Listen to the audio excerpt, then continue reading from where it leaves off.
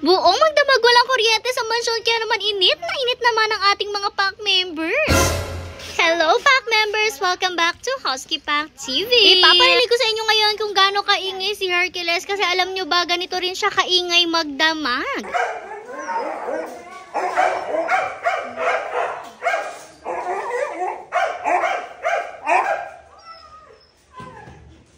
Pero yung ingay niya na yan ay yung pag-iingay niya dahil nagyayaya siyang lumabas pero ganyan rin siya kaingay magdamag. Anyways, ganyan nga si Hercules tuwing hapon kapag alam niya na nakapasok na yung mga female mag-iiyak na talaga yan. Kaya naman sabi ko sa inyo, hindi na talaga carry na hindi siya palalabasin kasi kung hindi yan pinalabas talagang magdamag rin siyang iiyak. Anyways, ayun na nga po for the labas na siya dyan pero napalabas si mother nito ng kinagabihan siguro nga mga alas 10 ng gabi. Paano ba naman kasi bigla-bigla na lang nawala ng kuryente, tigil ang ating dalawang aircon at ang ating tatlong electric fan dito sa loob. Basta talaga mawala ng kuryente, lalabas na agad si mother dyan tapos maglalagay na nga siya ng mga rechargeable na electric fan. Bali gabi rin nga nito kaya naman yung ating solar powered na aircon ay wala na rin nga. Bali naglagay nga lang siya ng maliit na electric fan na rechargeable, isa dito sa taas at isa rin nga dito sa baba. Kasi nga malamig pa rin talaga dito sa loob at yung mga electric fan na yan nga itutulong para mag-circulate palalo yung lamig na natitira dito sa loob. Kailangan lang nga nasa gitna siya kaya naman ang ginawa ni mother etong isang electric fan na nilagay niya nga lang dito sa hawakan sa may hagdan na itinali na lang niya para sure na hindi nga po yan babagsak. Baka kasi imbes nga na magkaroon pa ng electric fan ay mawalan palalo kapag bumagsak ito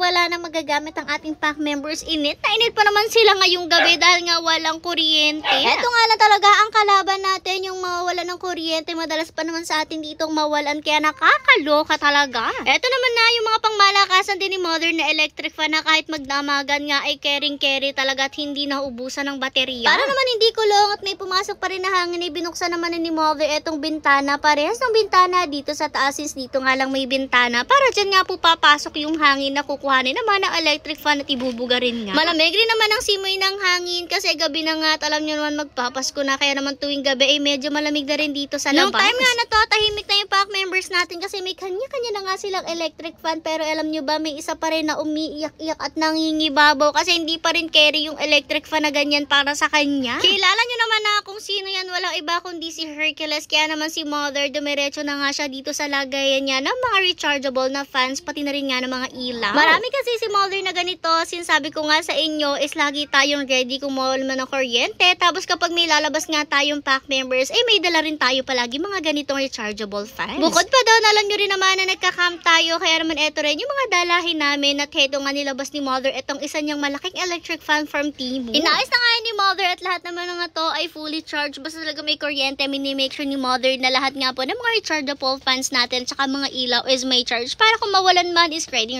tayo. Siyempre bibigay natin yan dito sa isang talagang todo ligalig pa at walang iba kundi si Hercules kasi sa pool pa man ay gusto niya meron na siyang sariling electric fan na nakatutok talaga dyan sa face of Valerie niya. Medyo bitin pa nga at kulang pa itong hangin na ito para sa kanya pero at least kahit papano ay makakatulog na siya ngayon dahil kahit papano may hangin na siya kahit medyo maliit yung fan. Alam nyo naman yung si Hercules kahit nga dalawa na ang aircon dito sa mansion ay talagang hindi pa rin carry sa kapal ng balahibo niya kaya naman kita nyo may electric fan siya dyan sa loob ng kanyang room. Ibang klase kasi talaga ang balahibo ni Hercules kaya naman ibang klase rin ang pagkamainitin niya to the highest level talaga kaya hindi natin siya basta-basta isinasama sa mga layas natin kawawa lang siya na iinitan. Tinanong na nga ni mother dito si Hercules kung ox na ba daw yung electric fan na yan at pinabuti na lang ni mother na itutok na lang yan sa face of Valerie niya since si Hercules marunong din naman siya na sumunod sa electric fan. Alam niyo yon kung saan nakatutok yung electric fan is doon rin talaga siya pwesto. Batikan na po yung si Hercules pagdating sa electric fan kaya naman kahit nakatutok yan ay hindi yan mawawala sa kanya since siya na talaga ang susunod dyan sa fan. Pero medyo hindi nga nakatulog ng ayos si Hercules dyan dahil for the init pa rin siya at kahit nga si mother hindi nakatulog dahil nga magdamag talagang medyo may umuungot-ungot sa ating pack members dahil naiinitan nga sila. All throughout the night at tinry ni mother na bigyan sila ng mga iba't ibang electric fan. Buti na nga lang talaga at nagka-power na. Yun nga lang, alas 5